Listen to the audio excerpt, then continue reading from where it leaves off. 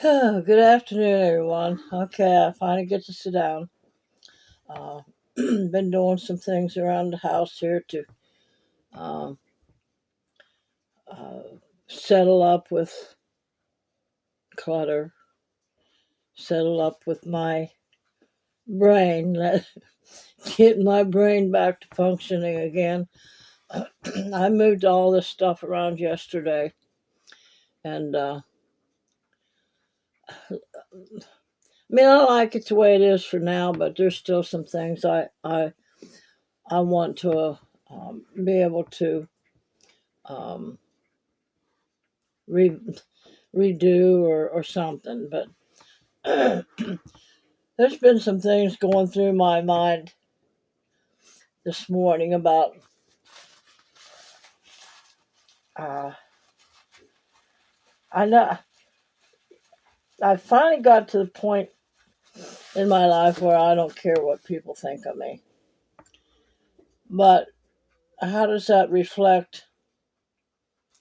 Like, okay, your Facebook page or your YouTube page, and if I didn't exist today, I mean,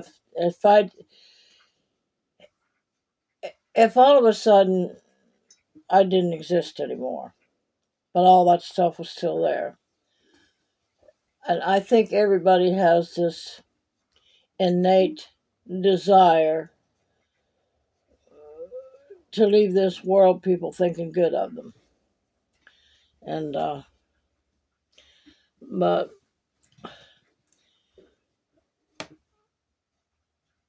okay, so what if people didn't think good of me when I left this world?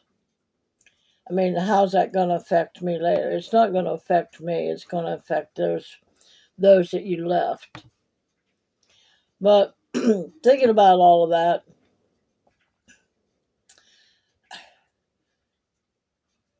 inside of me, there's a very good person inside of me. But the world has made me rough and tough and gruff, and I can spur with the best of them, especially with words, and uh, a way to fight back without fighting back, without like protesting and stuff like that. And I don't want to hurt anybody. But anyway, with me thinking like that, and then seeing where I'm at now, I'm in a camper. I'm better off in this camper than there's been many places and many times that physically I wasn't. And there's been a few times I've been homeless. And I guess you could say homeless by choice because I followed my husband's ways and what he wanted to do. Because I was not strong enough within myself to say, "Oh no, you want to go live in the desert? Go ahead. I'm going to stay here in this nice cozy house, and I'm going to find a way to make it work." But I didn't. So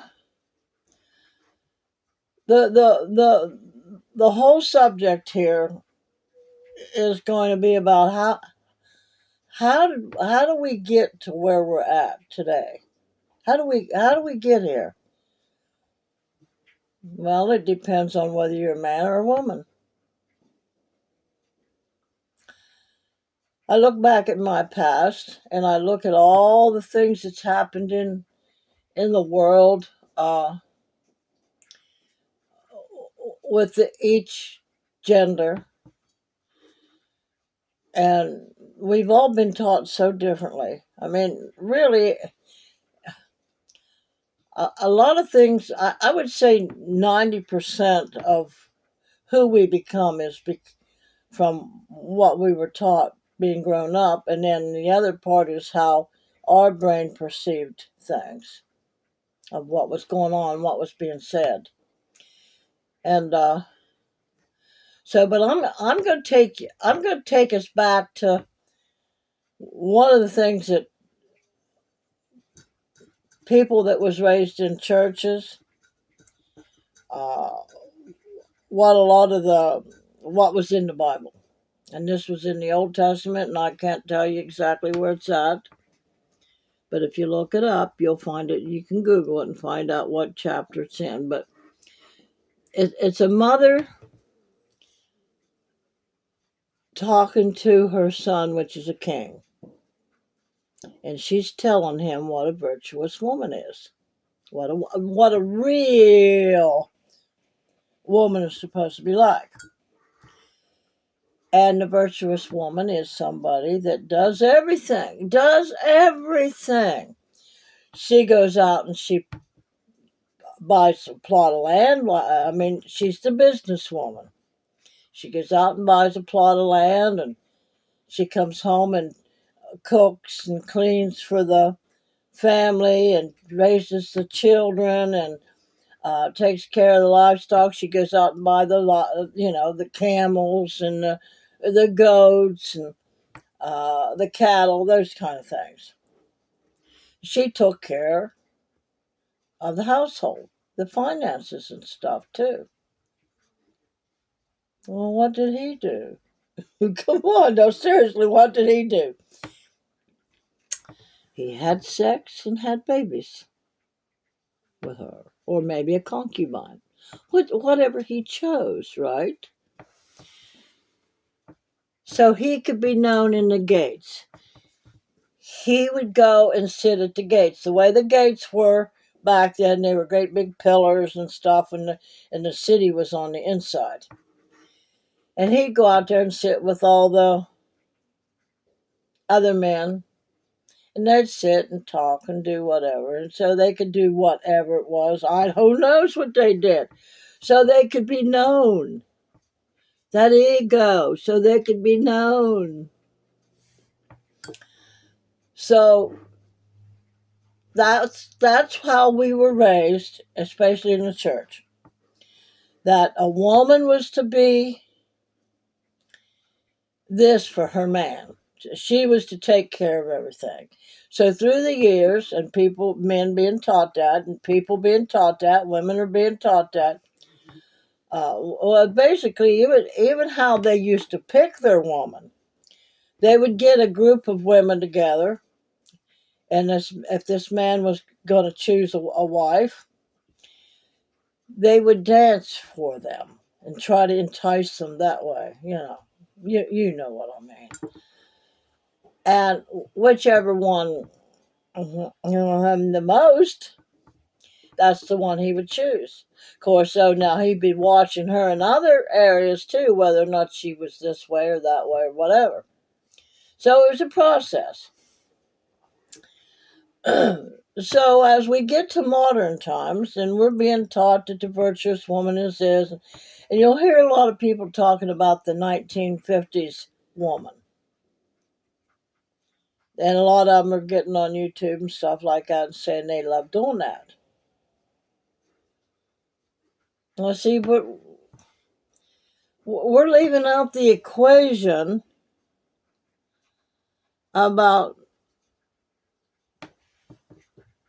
being taught that we're a workhorse. I mean, that's basically what we're being taught. That the hard work is all ours. But though I know that men go out and get jobs, and they have gone out and get jobs. I'm not saying nothing nasty about men. I mean, I'm just saying that's how we were taught. And men do go out and do hard, strenuous work, and then the women but they're expected to do that. But then we go back even further when the girls are little girls and the boys are little boys. Well, little boys aren't allowed to express their sad feelings. Now they're allowed to express their anger when they're mad and upset about something, but little boys aren't allowed to cry.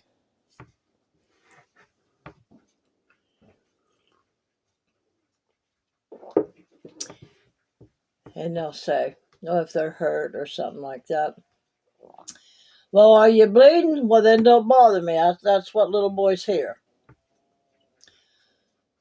For the most part, little girls, if they're being raised in the 1957 air type thing, the daddy calls them his little princess. Why is your little girl a princess? Okay, she's being built up to be special and everything, and everything centers around her. So when them little girls grow up,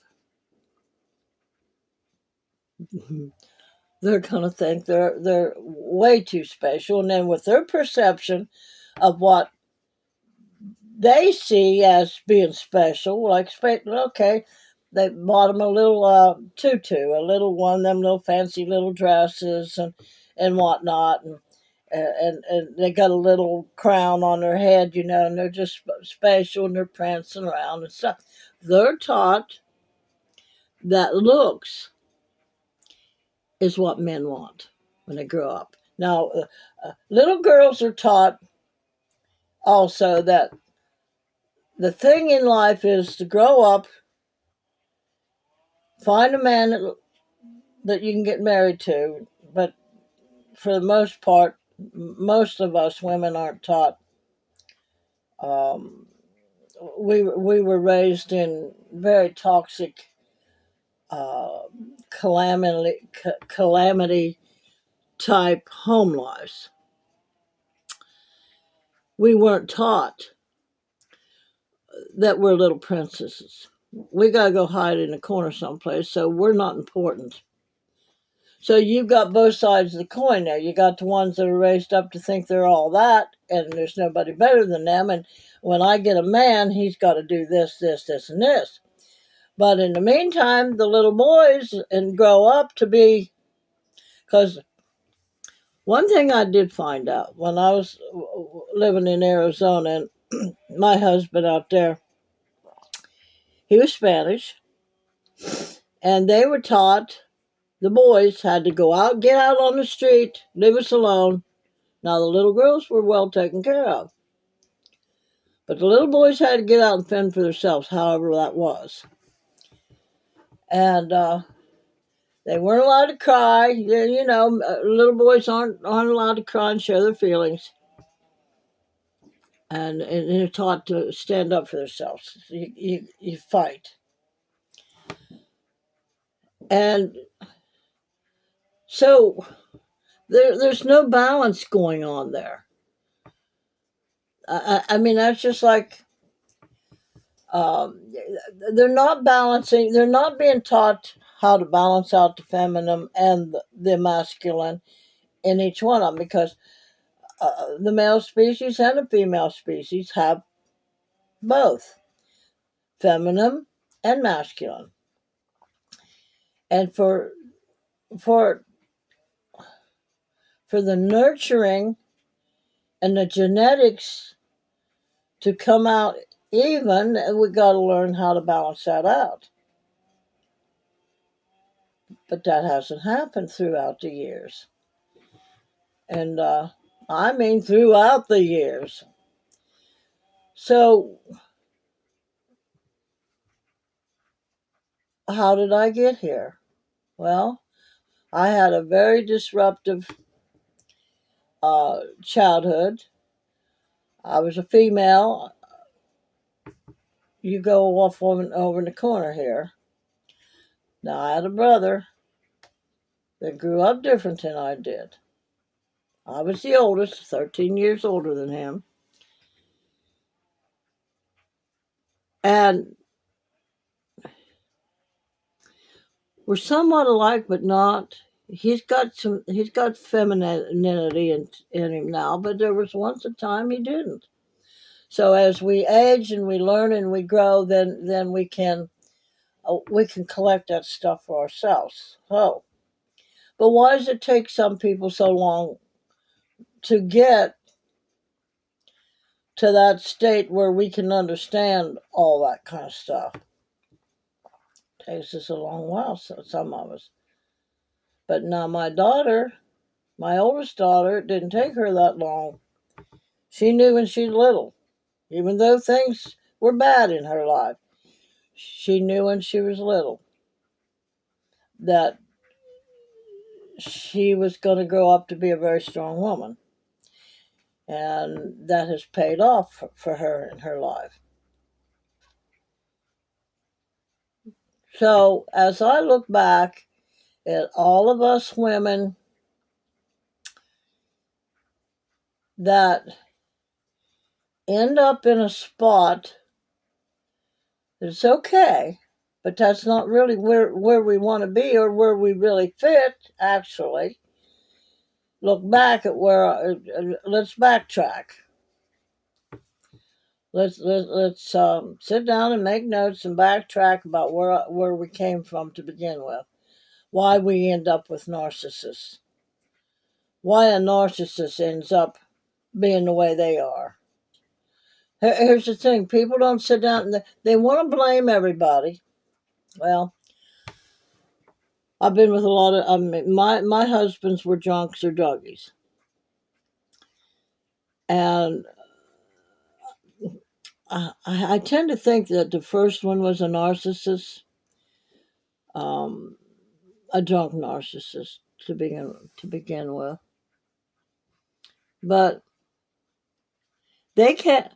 Here again, none of us can help where we're at until we get to the spot where we understand what happened to us as a child. And can we rectify that? I don't know, can we? I mean, I'm in the process of right now trying to rectify what happened to me as a child and why I made all the decisions that I made.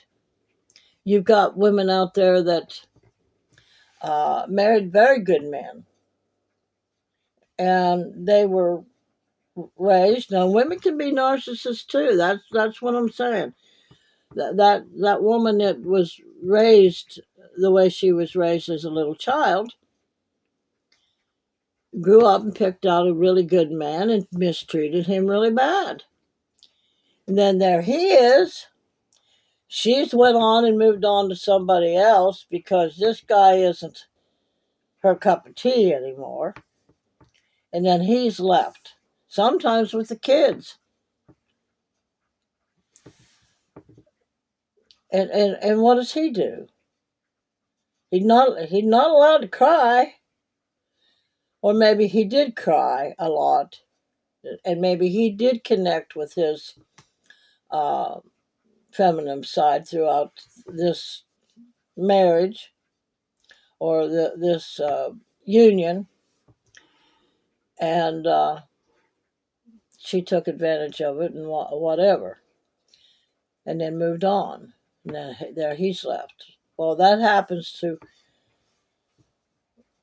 I would say that happens more to women, I guess, than it does men, because for the most part, most men are taught that they have to be mean and gruff and that they're in charge and they're not going to cry. They're just going to muddle through and they're going to do what they're going to do. But how do we get here? We get here because of bad choices, because we're insecure,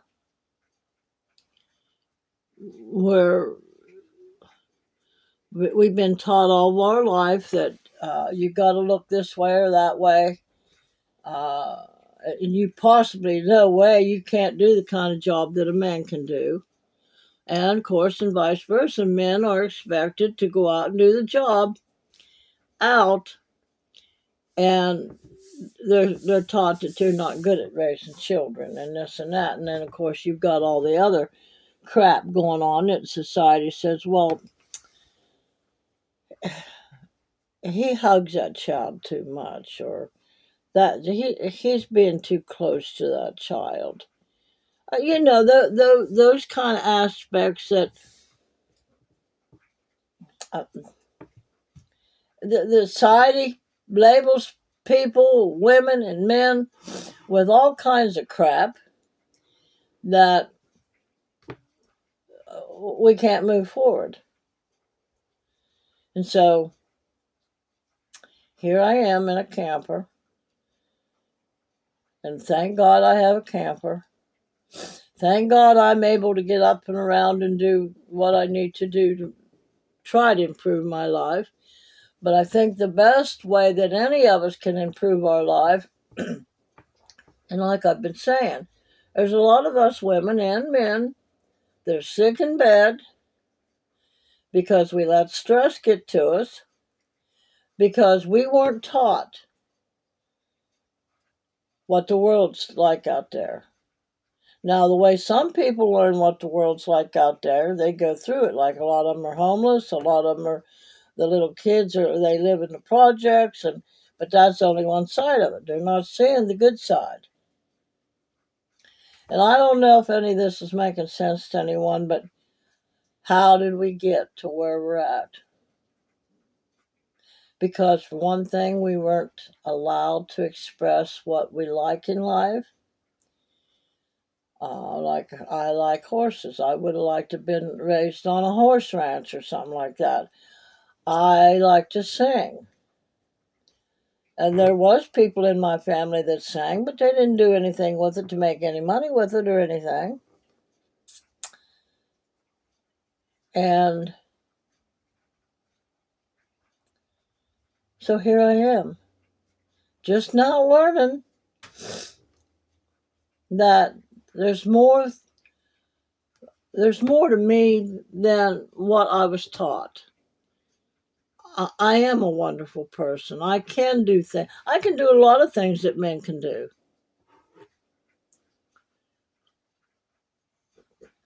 A lot of women can do things that men can do. And a lot of men can do things that women can do.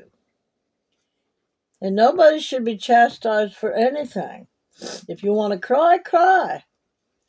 If you want to let your man or your woman know how you feel without any lashback, we should be able to do that.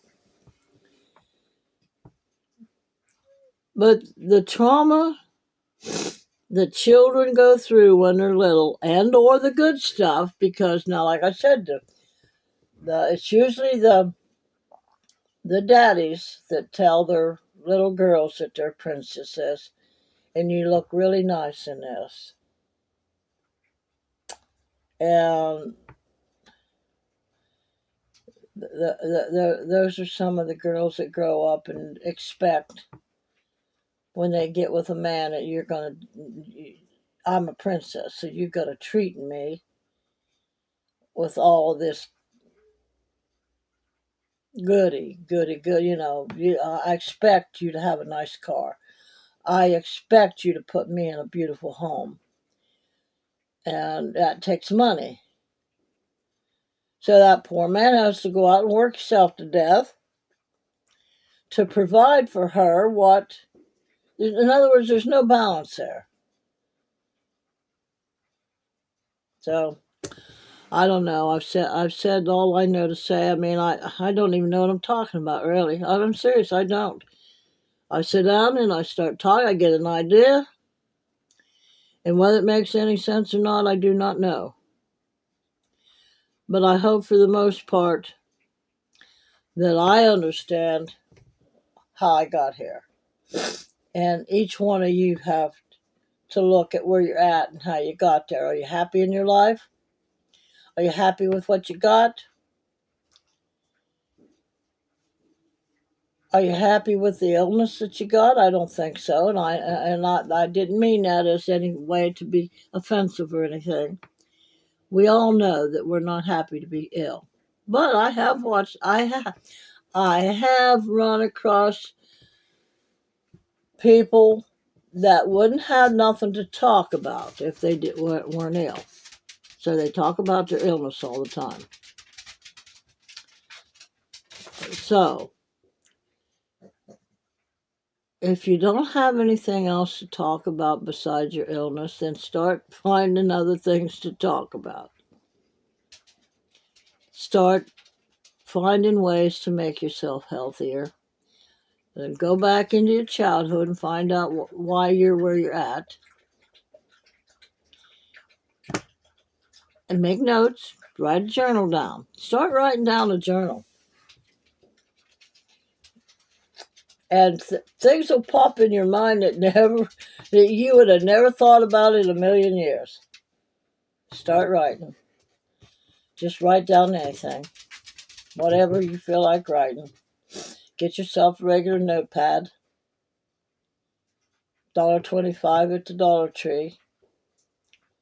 So, anyway. Remember, a merry heart doeth good like medicine, and a broken spirit will dry up your bones. And that's where a lot of us have went to in our life. We've let our spirit get broken, some from a little child, and it just grew as we went. But we still had to live life because we were on our own. And one thing I have learned about me, I have learned how to take care of myself without a man. And there have been times, many times, that I've had to turn to my children because of the insecurities that I grew up with. So now I'm in a stage of my life where I know all this stuff now, and I'm going to start making my life the way I want it to be. So if you think you can or if you think you can't, you're right. You'll have a great day.